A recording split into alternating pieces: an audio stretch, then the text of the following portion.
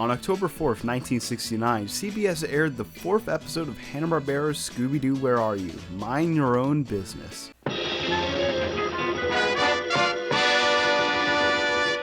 Episode 4 is once again a detour like Hassle in the Castle, in which the gang this time around get lost in the desert and take a detour from wherever they were going with the Mystery Machine to go to Gold City, a ghost town where an ancient miner is scaring everyone away. Mind Your Own Business, unlike the Scrappy-Doo short of the same name, is a unique and simple episode at the same time. This one really starts to develop the formula of Scooby-Doo, but also changes things that we've come to know about this show. And our Miner 49er is just as iconic as other Scooby villains, being featured in the second live-action film with new literal fire abilities that we haven't seen before and a crazy disgusting design, to even having the episode on its own rare signature VHS and DVD, to even being featured in the modern day Scooby-Doo and Guess Who in the Flash episode with many other classic villains from the same show. With all that said, let's begin. Our episode begins with our usual title card, this time with a rare backing track to it, which only appears in the premiere of the new Scooby-Doo movies and nothing else.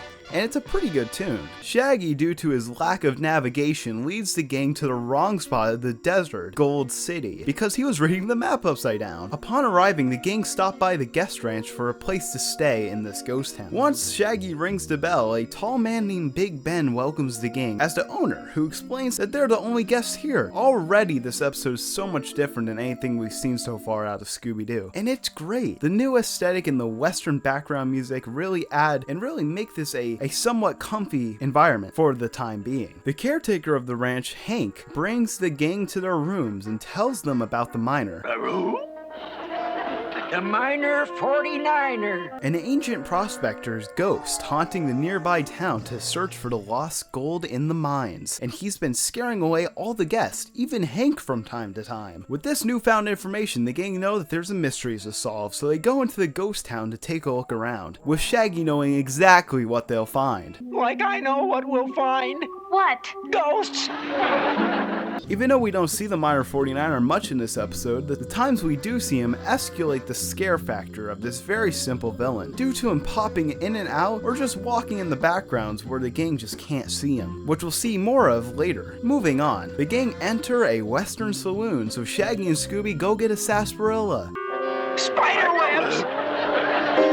Just then, the piano starts playing by itself, but Velma quickly calms down the scaredy cats by saying it's a player piano. So who's playing it? After the gang fail to find any clues, they enter into a rundown hotel to look for the miner. But instead, Shaggy finds a tree branch, starting the infamous gag that we'll see in basically every incarnation of Scooby-Doo. It's only a tree branch. I knew it all the time. After meeting up in the hotel, Scooby plays around with a mirror when the miner attacks him, so he runs into a cigar store Indian, finding an important clue, a map of Gold City, with some strange letters and numbers on the side. Maybe it's directions to a buried treasure. Yeah, like a fortune in buried chocolate cheeseburger. Which leads the gang to the hotel's safe because they think it's a safe combination. And Shaggy uses his master safe cracking skills to open it, even though it was already unlocked. And it turns out to be an elevator to the mine shaft. But Scooby doesn't want to go in and admits that he is a chicken. Come on, Scooby, you're not chicken. Scooby gets his Scooby snacks and they all go down into a mine tunnel to search for the miner, and Shaggy finds the candles for light. Shaggy, that's dynamite!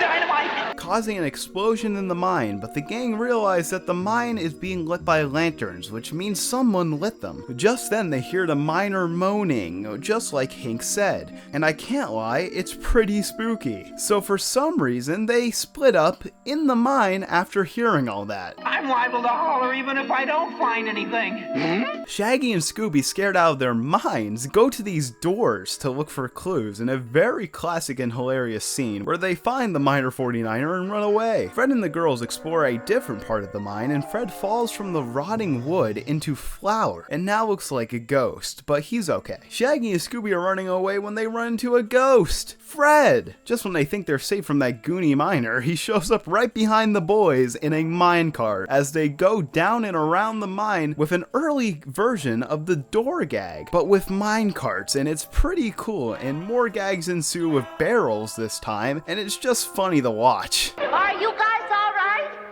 Groovy. And wouldn't you know it, Daphne falls into a mine shaft and Fred breaks his neck to see. Yep, this is the infamous meme where for some reason Fred's head is a full 360 degrees like an owl to yell at Daphne, calling her danger prone for the first time. Wouldn't you know it, danger-prone Daphne fell into a mine shaft. Don't you just love 1960s Hanna-Barbera animation? Scooby pulls up the miner instead of Daphne and drops him hilariously. And I guess Hank wasn't kidding about the ancient miner after all. The gang follow the moaning and find a wire that leads to a speaker system, which explains the moaning sounds that they've heard. Well, like if I had a face like that, I'd moan too. They find PA equipment and also find oil, which starts to solve the mystery as they spring a trap with Shaggy using more of his voice acting skills to simulate a train, with Scooby controlling it, scaring the miner into the trap. But it goes a little wrong when Scooby-Doo and the miner almost fall down a cliff, but the miner is still holding on and Scooby is holding on to him, revealing that he was on stilts the whole time. And the gang know exactly who it must be as they unmask him as Hank, which it's pretty obvious because Hank was literally wearing what the miner wears, but they still acted surprised. Maybe they just felt bad for the old guy. Oh, dag nabbit. The next day, the gang talked to Big Ben, telling him that Hank was trying to scare everyone away to buy the town for cheap and to get all the oil. And he told the tale about the gold to throw people off the trail of black gold. And our episode ends with Scooby using the miner's stilts to get apples. Oh, below. One of those apples better be for me.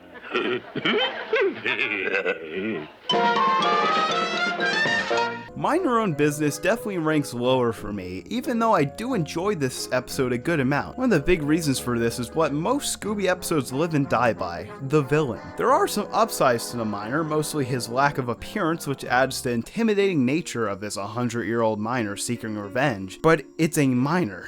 On top of that, there's nothing ghost-like about this guy. Maybe Hanna-Barbera made him a ghost as a last-ditch effort to keep the theme of the show, because this episode in general feels a lot more like a mystery show than Scooby-Doo. Sure, it has its fair share of gags this time around, but personally I do somewhat enjoy the more mystery-centered nature of this one due to the little appearance of the actual villain, and this one definitely goes out with the western ghost town aesthetic, making a whole backing track centered around it for the soundtrack of Scooby-Doo Where Are You. But even though this one focuses on mystery more, the mystery aspect of it is really bad because there's only 2 suspects and the gang find out everything by the end of the episode, which really makes it fall behind because besides the aesthetic being good and the gang just being themselves as usual, there's nothing that really makes this one any more special. And Hank makes it super obvious because he dresses exactly like the Miner 49er and tells the gang about him. It's like he wanted to be caught. This episode for some reason is nostalgic to me. I think because I just didn't really enjoy watching it, so when I do get to watch it, it feels a little special or different than any other Scooby episodes during this time. But Mind Your Own Business kind of pushes the gang to do the mystery solving and pushes everything in general to happen. But the location is great, and the Miner 49ers appearances are spooky at best, but there's nothing else that this one can do, so I have to just give it 2 Miner 49ers out of 5. But what do you think of Mind Your Own Business? Do you think more people should talk about this one, or should it be left behind with other Scooby episodes? Let me know everything in the comments down below, and next up we'll be dealing with Indian ghosts and witch doctors